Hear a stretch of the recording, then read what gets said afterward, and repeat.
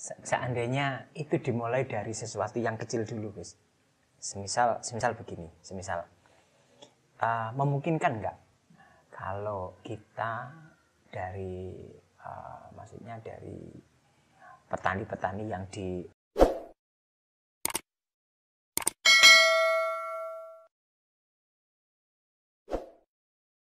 Membaca adalah hal yang bisa saya lakukan untuk memperbaiki diri. Tak hanya membaca yang tersurat, tapi membaca pula semua yang tersirat. Membaca alam, membaca kehidupan, membaca diri ini yang fakir. Sahabat semua, di majelis ini mohon temani saya membaca. Kalau seandainya asparagus itu lebih diberdayakan lagi, karena saya melihat bahwa asparagus itu kan potret kecilnya Wali Songo. Potret kecilnya Wali Songo. Jadi memang tujuannya sih sama, tapi kan dengan berbagai macam cara untuk bisa eksis tersebut kan. Salah satunya jenengan di Dewan, anggota Dewan. Kan ada saudara kita juga di pengusaha. Ada juga yang di memang arah di pemberdayaan masyarakat, itu di berbagai macam organisasi.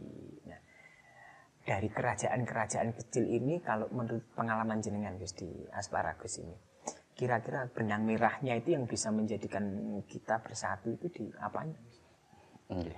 Kalau kita melihat sejarah asparagus itu dulu memang awal itu memang kita kan untuk supaya mempererat silaturahim. Ya, kalau orang tua kita ini kan biasanya satu pondok sudah saling kenal sudah menjadi anak turun-turunnya sampai cicit sampai cicit, bawahnya cicit itu apa itu? Ya, bawahnya cicit terakhir sudah ada. Udik-udik lah. Itu juga teman-teman juga di waktu itu kita memang punya bareng-bareng dengan teman-teman di pembinaan asparagus itu kan supaya antar tali silaturahmi kita itu saling mengenal dan juga menceritakan bagaimana perjuangan orang tua kita masing-masing dia pengenalan seperti itu kan harus saling mengenal. Kalau juga makin akrab, yang sudah kenal makin akrab, yang belum kenal yang di putra-putri kita, terus ponakan kita, akhirnya sekarang juga punya kumpulan juga yang pahlawan bertopeng itu. Iya, betul. Adik-adik kita itu berawal dari asparagus. Iya. Dimulainya dengan riang gembira. Jadi, riang gembira betul. Riang gembira main futsal dan itu akhirnya saling mengenal sampai beberapa kali ada dan memulai dari futsal sehingga dengan sekarang teknologi ada grup-grup itu. Sekarang saya melihat kita di tahap pengenalan itu alhamdulillah sudah semakin punya mengenal satu sama lain, menjalin hubungan silaturahim yang dulu pernah mbah-mbah kita, orang tua kita saling silaturahim. Ini merupakan, menurut saya ini sudah menjadi benang yang menyatukan sebenarnya, Gus. Tinggal menyesuaikan dengan potensi masing-masing sedulur-sedulur yang ada di asparagus. Saling supporting satu sama lain. Itu sebetulnya salah satunya kalau memang yang ada tadi kita membahas terkait dengan Nahdlatul Tujar. Itu sebenarnya melalui pintu Nahdlatul Tujar dengan profesional yang ada, pengelolaan yang profesional, itu nanti juga akan bisa menjadi mempererat bayangan saya, bayangan ideal sendiri. Setiap pondok yang di saudara-saudara kita di asparagus itu punya banyak potensi masing-masing. Ada yang sudah punya produksi seperti kopi. Ada yang produksi, ada punya travel. Ada yang punya travel, ada yang punya kopi, ada yang juga di pertanian. Hasil pertanian sudah menghasilkan pupuk cair. Kan banyak di asparagus sudah terkumpul di situ. Sehingga dengan ini itu menjadi bisa semakin erat digabungkan dalam satu titik. Kalau dengan teknologi yang ada saat ini dengan mungkin membuat terobosan teknologi yang baru, jual belinya ini, proses perputaran untuk jual belinya ini juga di antara komunitas pondok pesantren. Menarik nih guys, menarik. Ini selalu putar. Kebutuhan di pondok-pondok pesantren itu juga semakin besar. Kita juga nanti di Asparagus, hasil apapun yang dikelola profesional dengan potong zakat dan lain-lain, itu juga sosialnya juga kita bisa untuk masyarakat yang ada di Jawa khususnya atau Indonesia, juga nanti juga bisa untuk kita membantu menggerakkan di Nahdlatul Ulama. Walaupun tidak hanya sekedar pikiran atau aktivitas kita khidmah Nahdlatul Ulama, tapi kalau dipluskan membantu dengan ekonomi itu kan semakin sempurna betul untuk bantu itu. Jadi melihat saya benang merah saat ini sudah ada benang merah yang menyatukan kita dengan guyonan, jagongan, dengan main futsal berawal dari yang gembira. Tidak ada namanya di Asparagus kan nggak ada ketuanya siapa. Terus di Asparagus semuanya itu kita itu setara. Sering berkoordinasi kan gantian. Kalau ada acara halal bihalal mulai teng kencong, itu ketuanya gitu. Orang kencong. Tapi semua itu saling menyatu dalam. Nah ini sudah menjadi nilai lebih. Tidak ada namanya kita itu sudah saling saling menghormati satu sama lain dengan hal seperti ini. Yang luar biasa, kita dulu kan pernah rihlah ke Malaysia. Rihlah ke Malaysia. Itu kita juga tidak ada panitianya. Dan yang dikoordinir kan asal-asalan gitu kan. Tapi kan jadi satu momen yang sangat luar biasa. Kita bisa mengunjungi ada lebih daripada 6-7 pesantren kan pada waktu itu. Di Malaysia. Dengan juga ketemu dengan PCINU juga. PCINU, iya. Terus kita ketemu juga dengan Raja Perak kalau nggak salah. Kali ini wonten Mufti Perak. Mufti Perak. Kita ketemu. Nah, itu kan merupakan satu hal yang luar biasa.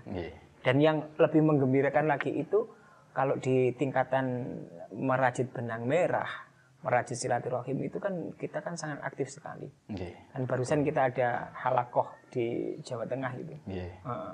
Halakoh di Jawa Tengah. Walaupun masa pandemi kita tetap menjalin silaturahim itu kan tetap sangat luar biasa. Kira-kira kalau yang di goalnya Asparagus itu kira-kira Gus, kita mengarahkannya itu, maksudnya bukan mengarahkannya, kita berharapnya itu seperti apa Gus?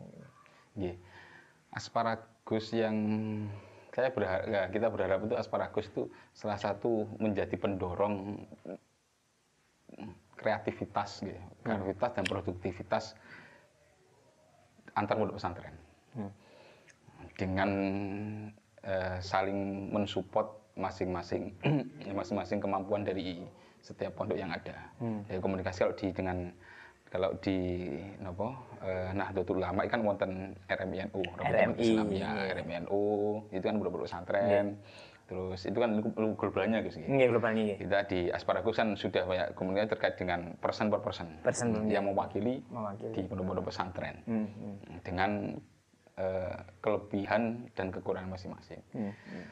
Sehingga terkait dengan Nahdlatul Tujar ini kan juga mulainya saya bayangkan, waktu dulu beliau kan masih muda-muda. Tapi masih muda beliau itu sudah ada komunikasi kayak gini, ngobrol-ngobrol, mungkin waktu itu ketemu dengan ngaji, kadang-kadang kita puasan di pondok pesantren kita juga ketemu di sana, selalu gitu. Sehingga waktu itu juga ada kegelisahan, terutama dalam posisi seperti ini itu sebenarnya Nahdlatul Tujar itu spiritnya dari mbah-mbah masai-masai kita itu yang harus dibangun. Kulo di 2017 itu ditunjuk oleh PBNU menjadi ketua Hari Santri Nasional. Hari Santri. Waktu itu juga tema yang kulo munculkan kan santri mandiri NKRI hebat. Itu juga atas dengan RMINU dengan Gus Rozin dan ketuanya kan Gus Rozin. Dan waktu sekarang ini itu kita ngobrol banyak terkait dengan untuk mengingat dan juga untuk supaya spirit sebelum berdirinya Nahdlatul Ulama itu ada salah satu spirit di samping terkait dengan keilmuan tasawuf afkar tadi spirit Nahdlatul Tujar itu. Jadi sudah Nahdlatul Tujar itu yang waktu itu muncul lagi di 2012 dengan santri mandiri NKRI hebat. Waktu itu memang kita banyak sekali di mengesahkan panitia-panitia hari santri yang ada di daerah untuk monggo kegiatan apapun menggunakan hari santri, cuma ada satu. Satu itu ada terkait dengan seminar entrepreneur. Atau kalau nggak sudah enggak pelatihan apa itu. Waktu itu memang itu menginginkan untuk itu. Ya, alhamdulillah di situ juga ini menjadi salah satu yang banyak sekali diskusi yang ada itu memang dari asparagus itu. Nah, ini kan sudah menjadi benang merah yang sebenarnya kuat sehingga aplikatifnya. Dengan sekarang juga banyak alumni kita, juga banyak di asparagus yang ahli IT. Betul. Itu bisa mengembangkan bagaimana ini perputaran ekonomi di antara asparagus ini yang ada di beberapa pesantren itu bisa saling mensupport satu sama lain. Nah, seandainya itu dimulai dari sesuatu yang kecil dulu, Gus. Semisal begini, memungkinkan nggak kalau kita dari maksudnya dari petani-petani yang di lingkungan katakanlah Denanyar. Denanyar kan butuh kebutuhan bahan pokok kan luar biasa. Kan? Nah, itu bisa nggak kalau seandainya itu kita jembatani, mereka juga kita didik dengan pertanian yang sehat. Dan nanti kan produknya tersebut kan kita masukkan ke pesantren. Jadi dari pesantren tersebut itu maamnya itu kan bisa kita kontrol. Artinya kita kontrol itu kan dari pestisidanya, dari residu kimianya dan lain sebagainya kan bisa kita kontrol. Nah, itu satu pemikiran saya di sisi yang lain bersama teman-teman petani itu kan juga seperti itu. Nah, itu kalau bisa nggak dijembatani gitu Gus, kira-kira itu? Sebenarnya melihat potensi dari pertanian itu sebenarnya sangat besar, Gus. Tapi memang kalau sekarang posisi di DPRD Provinsi Jawa Timur yang ada di Komisi B, salah satunya di pertanian, itu sangat peluang untuk membesarkan hasil pertanian dengan dibeli kalau penjualnya sesuai, penjualnya sesuai dengan apa yang dibutuhkan, apa yang menjadi kebutuhan petani. Karena kalau sekarang itu saya melihat ini ada dengan bersih para petani itu terkadang waktu jualnya setelah panen itu turun. Gitu. Itu karena biasanya itu berulang kali itu setiap mau musim panen nggak tahu pemerintah pusat itu ada impor, kan repot juga supaya stabil harga, tapi yang kena petani lagi. Iya. Sebenarnya kalau kita mulai kecil sebenarnya bayang saya kalau dengan asparagus itu tidak pada pemberdayaan mungkin step selanjutnya. Itu bisa berkolaborasi dengan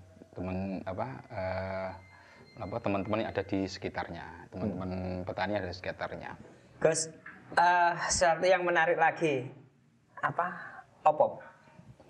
One product, one pesantren, one product.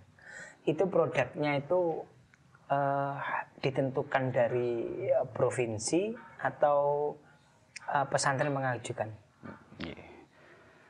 Program One Pesantren One Product itu dari provinsi itu melihat di pesantren-pesantren yang di situ punya produk apa yang dihasilkan, terus itu nanti dibantu untuk terkait sosialisasi baik itu pemasaran atau juga ada terkait dengan kalau ada pameran itu diikutkan. Itu salah satunya. Sebenarnya waktu kulo dilantik menjadi DPRD menjadi DPRD Provinsi Jawa Timur, kulo dari Partai Kebangkitan Bangsa, Gus. Itu ditugasi teng Komisi B. Di Komisi B salah satunya juga terkait dengan UMKM dan koperasi dan UMKM. OPOP ini, program OPOP ini One Pesantren One Product itu di bawah Dinas Koperasi dan UMKM. Fokus di OPOP yang sementara berjalan yang saya lihat itu melihat beberapa pondok pesantren sudah ada produk yang di situ produknya akan disupport, itu juga akan dikenalkan di wilayah publik, terus ada sesi pendampingan, dan yang paling penting itu kemarin kulo di komisi memberi masukan yang paling penting lagi itu adalah pondok-pondok yang belum punya produk itu harus dimasifkan lagi untuk ada pelatihan, menyesuaikan dengan potensi yang ada di pondok.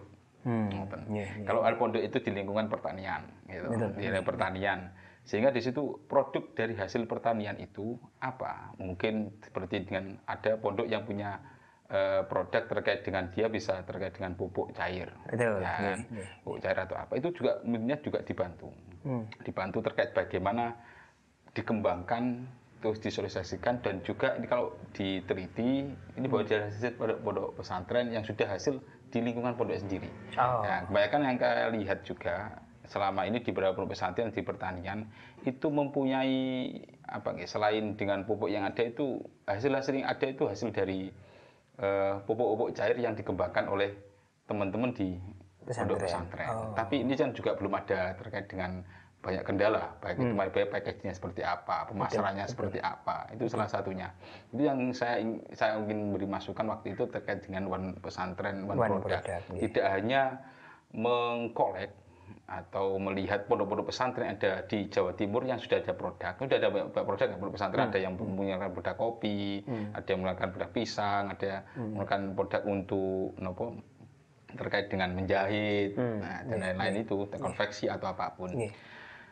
Dan di situ dikolek, terus dikenakan di pabrik, diikutkan ke pameran, terus diikutkan untuk mengenalkan di pemasaran-pemasarannya. Tapi ada beberapa pondok pesantren yang punya produk. Tapi ini terkait bagaimana supaya produk ini diakui negara, layak edar atau apa, ini juga perlu pendampingan. Sehingga tidak hanya sekedar hasil, tapi mulai dari mulai dari awal pendampingannya sampai di situ menghasilkan produk yang memang layak untuk dikonsumsi di publik. Sehingga terkait dengan ekonomi pesantren itu semakin meningkat. Di pesantren itu sebenarnya saya di Jawa Timur banyak sekali pesantren di situ punya produk yang dikonsumsi hanya di lingkup pondoknya. Karena terkendala bagaimana pengurusan izin dan lain, terkendala bagaimana biaya. Nah ini mestinya OPOP ini juga masuk di wilayah itu. Mungkin ya di awal mungkin karena program awal dari Provinsi Jawa Timur, Bu Gubernur, terkait one percent produk itu melihat potensi yang ada di mana di pondok pesantren di Jawa Timur yang sudah ada menghasilkan banyak produk. Kita tahu lah beberapa pondok pesantren sudah punya produk baik itu air minum atau apapun. Tapi dikolek, dimasukkan dalam data provinsi, terus dikenakan. Diikutkan pameran, di pemasaran, diikutkan di media sosial. Tapi di lain pihak, mestinya di OPOP itu, kemarin saya sudah masukkan ke dinas untuk supaya OPOP ini ada slot anggaran yang itu untuk bagaimana mengembangkan pondok pesantren yang sudah punya produk yang belum berizin. Yang bagaimana proses untuk izin itu cepat dikawal. Dan pondok pesantren yang masih belum ada produk apapun itu dilihat potensinya. Ya pondok pesantren di Nanyar. Itu santri di Nanyar ini ada punya potensi untuk mengelola sampahnya menjadi hal yang produktif. Contohnya seperti itu. Sehingga ini harusnya untuk turun. Setelah tahun ini sudah kolek, jadi sudah tahu pondok-pondok pesantren mana yang di situ sudah berpengalaman. Jadi pondok-pondok pesantren yang sudah dibantu dan juga disupport itu, ini ilmunya ini disalurkan ke pondok yang lain yang sesuai dengan kemampuannya. Karena di pondok pesantren Jawa Timur ini tadi Asparagus itu sudah tahu masing-masing sudah mengenal. Sehingga tinggal komunikasi dari Pemprov dengan baik itu RMI maupun di Asparagus agar lebih insentif. Ya, untuk inisiatif di wilayah pondok pesantren, tidak hanya di wilayah itu, di wilayah kedinasan, tapi lapangan di bawahnya seperti apa. Sehingga setelah mengkolek dan sudah tahu potensi pondok pesantren yang sudah ada di OPOP, di wilayah OPOP. Saya lihat masih sedikit sih, kurang lebih ada 100 pondok pesantren di situ yang masuk sudah dikolek di OPOP, semua sudah punya produk. Gitu. Produk. Sehingga yang perlunya itu bagaimana mengamalkan setelah kolek ini selanjutnya di 2021 ini dan selanjutnya itu sudah bagaimana ilmu yang didapat itu diamalkan di pondok-pondok yang belum punya produk atau yang sudah ada produk tapi nggak tahu bagaimana cara pengemasannya yang baik, bagaimana untuk dijalankan di media sosial, bagaimana itu manajemennya yang baik. Yang paling penting bagaimana untuk manajemen yang baik. Setelah itu ini produknya seperti apa, izinnya seperti apa, sehingga kemandirian pondok pesantren, UMKM yang ada di pondok pesantren, santrinya juga nanti kalau sudah lulus dari pondok sudah punya ilmunya juga, ini punya bisa sedikit mendapat manfaat dari program OPOP itu, gitu. Itu yang salah satu kalau perjuangkan di wilayah OPOP yang ada di Komisi B Jawa Timur, Komisi B Jawa Timur itu di wilayah ini, Gus. Kalau saya perhatian namanya terkait OPOP itu. Berarti biasanya kan gini, menjadi rahasia umum. Apabila kita mengakses ke pemerintahan itu kan dalam tanda kutip kan harus ada jalur-jalur tertentu. Artinya begini, banyak pondok pesantren yang mungkin punya produk, tapi nggak tahu jalannya. Kalau mau ke provinsi itu lewat mana kan gitu. Kalau mau ke Gerahadi itu kira-kira lewat jalan apa kan gitu kan. Nah, berarti kalau dengan jenengan ungkapkan tadi, jenengan uraikan tadi, berarti jenengan siap untuk menjembatan ini, Gus? Iya, nanti kalau siap untuk menjembatannya terkait bagaimana saya itu jauh berkomunikasi dengan yang tim di OPOP. Oh, siap. Untuk supaya berkomunikasi juga dengan Asparagus. Di situ sudah di tim sudah ada beberapa tim di Asparagus seperti Gus Ghazali. Mungkin nanti bisa ngajak ngobrol seperti ini Gus Ghazali. Iya, siap. Untuk itu yang sudah mendapatkan beberapa OPOP nanti kita share sehingga ini kolaborasinya ada, tidak berjalan dengan sendirinya, hanya baik program aja. Tapi terkait bagaimana saling supporting kolaborasi antara yang pondok pesantren dengan program dari provinsi itu juga berjalan dengan baik. Jadi ini sudah mengerucut, pembicaraan kita sudah mengerucut terkait dengan berarti Asparagus benang merahnya adalah setelah selesai kita futsal, nah ini badannya sudah sehat, maka kita berbicara masalah santripreneur kan begitu. Santripreneur. Nah, ini ada juga outputnya setelah teman-teman saudara-saudara kita itu punya produk, maka dari provinsi memang dari Bu Gubernur mencanangkan satu program yang namanya OPOP. Itu bagus. Programnya saya sangat mengapresiasi program Gubernur. Cuma secara aplikasinya ini harus yang dikawal betul gitu. Itu program yang sangat bagus karena bahwa Jawa Timur ini pesantren. Iya, basicnya Jawa Timur memang salah satunya adalah penyangganya Jawa Timur untuk stabilitas adalah pesantren kan itu nanti. Sangat menarik Gus terkait program OPOP. Garis besarnya seperti apa, Gus? Program OPOP itu ada beberapa garis besar yang memang bagus untuk diaplikasikan. Yang pertama itu ada pilar-pilar OPOP, satunya itu ada terkait dengan santripreneur. Santripreneur itu bagaimana memberi pemahaman, keterampilan, sehingga produk yang dihasilkan itu juga bisa layak dijual, meraih profit dan keuntungan. Itu untuk santri. Ya, santri itu bisa menghasilkan nantinya suatu bisa produk yang ada. Itu jadi adanya pembelajaran keterampilan, terus hasil produknya itu juga nanti dikawal. Itu mencetak santripreneur yang lulus juga nanti menghasilkan santri yang mempunyai karakter akhlak dan juga ada produk yang dihasilkan. Istilahnya Rabbana atina fid dunya hasanah wa fil akhirati hasanah. Jadi di dunianya hasanah juga. Maksudnya kan maisahnya itu, penghidupannya itu terjamin lah. Di akhiratnya juga begitu juga kan. Itu yang santripreneur. Yang kedua ini pesantrenpreneur. Pesantrenpreneur ini satu pilar-pilarnya OPOP. Sehingga kalau santri itu biasanya ada di pesantren, Gus. Ya, pesantrenpreneur ini sehingga pesantren itu juga memberdayakan ekonomi yang ada di pesantren. Oh, secara kelembagaan. Jadi kalau santri itu kan individual santri, nantinya kalau sudah lulus itu juga bisa berkarya menghasilkan produk dan produknya produk unggulan dan yang layak. Itu sudah disiapkan pelatihan seperti itu. Yang kedua itu terkait dengan pesantrenpreneur. Pesantrenpreneur ini terkait dengan pemberdayaan ekonominya. Jadi pesantren berekonomi, pesantren ini biasanya kan ada koperasi pondok pesantren. Lingkup koperasi pondok pesantren ini didampingi juga terkait dengan pengelolaan manajemen pondok pesantren, koperasi pondok pesantren yang bagus, dan juga menghasilkan produk-produk yang berkualitas.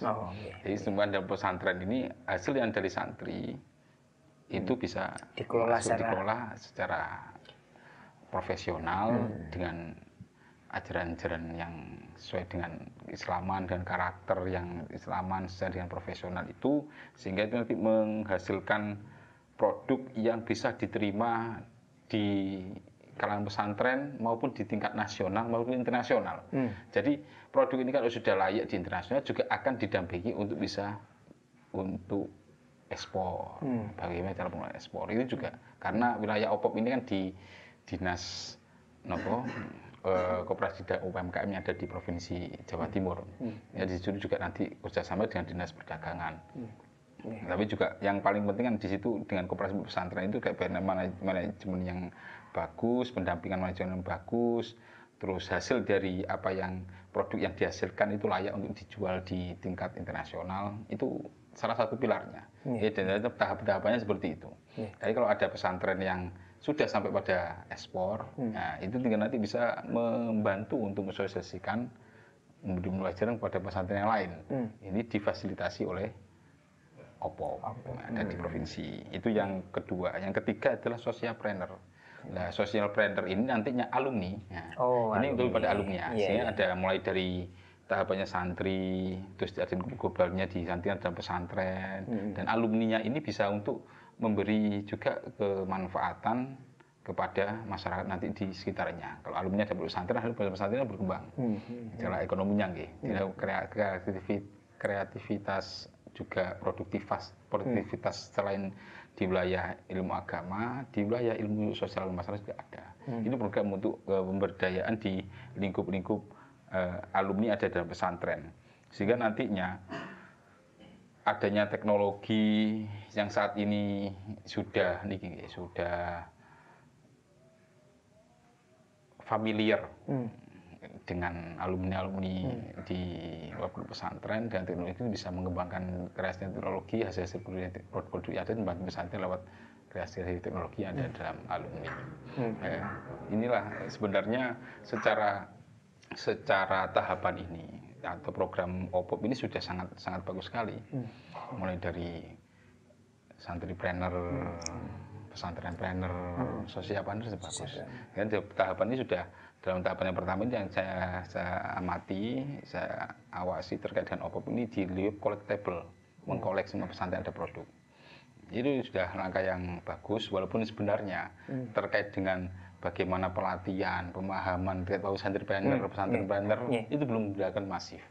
Yang paling penting itu adalah juga sosialisasi ke setiap pondok-pondok pesantren dengan menggabung asparagus, mengerangkul asparagus dan juga di RMNU untuk supaya bisa ini semua pesantren itu bisa tahu terkait dengan program OPOP. Karena waktu lo di Jombang mawon beberapa pesantren yang lo datangi itu masih bertanya OPOP apa aku baru dengar. Ini berarti kan sosialisasi kurang masif. Ini yang sangat perlu sekali untuk sekalian sosialisasi, mendatangkan santri. Kalau sosialisasi itu mendatangkan beberapa santri sekitar sehingga di situ akan masif.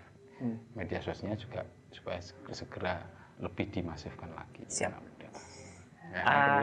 Next Gus, nanti kita akan membahas OPOP lebih dalam lagi, mungkin di lain kesempatan dengan narasumber yang lebih banyak lagi lah, lebih kaya terkait dengan informasi. Ngopi-ngopi dengan yang stakeholder itu. Iya betul, kita nanti ngopi-ngopi.